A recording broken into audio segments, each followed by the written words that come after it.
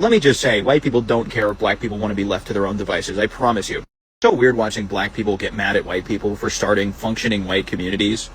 It's like, you know how happy we'd be to see black people start a functioning black community? Like, we would leave you to it. We would be, oh my goodness, good for you guys. Wow, so not only are you dumb and uneducated and a bigot, you're also inefficient, because that was a lot of words to say. I'm a white supremacist and I'm okay with it. Let's talk about the history of white people just accepting black communities. 1873, Colfax, Louisiana. White mobs murdered 150 black men who were defending a Reconstruction era form of government, and it was a coup to seize political power away from black residents. 1898, Wilmington, North Carolina. White mobs overthrew the multiracial city government and then slaughtered dozens of black families and burned down their businesses. 1910, Slocum, Texas. White mobs attacked a prosperous black farming community out of racial and economic resentment, killed dozens, forced the survivors to flee, and stole their land. 1912, Forsyth County, Georgia. After a false rape allegation, white mobs terrorized and expelled all of the black residents, forcing those survivors to flee, and then seized their land and homes and redistributed it to a white community. And then in 1919, in Elaine, Arkansas, hundreds of black sharecroppers were murdered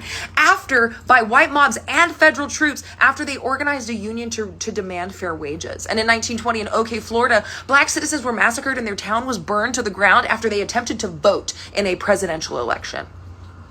And then in 1921, in Tulsa, Oklahoma, one of the wealthiest black communities that has ever existed was destroyed in a 2-day massacre where 35 blocks were destroyed and burned to the ground, and hundreds of black residents were killed.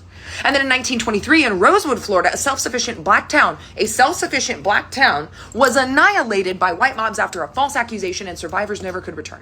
1943, in Detroit, Michigan, racial tensions over housing and jobs, does that sound familiar, led to a deadly riot in which black neighborhoods were destroyed by law enforcement. And then in 1967, also in Detroit, Michigan, an uprising sparked by a police brutality incident was met with military force. They sicked the military on the black neighborhoods, killing 43 and accelerating the decline of black neighborhoods. And then in 1985, Philadelphia dropped a bomb on a black neighborhood because they had a black rights movement called MOVE in those houses. A peaceful liberation movement, and Philadelphia bombed it.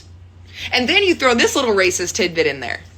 I would feel solidarity and pride with a 95% low crime, high productivity black city, or several in the United States. Because the implication here is that black people shouldn't have their own neighborhoods because it'll be riddled with crime, even though that doesn't address over-policing and poverty. And there's no white neighborhood that has a 5% crime rate, even though you're trying to paint white people in this amazing good light. You're a white supremacist, because the rest of us white people who are pissed about whites only residences are the people who aren't racist pieces of shit. You can't connect the dots if you don't know where the dots fucking are. Think before you speak.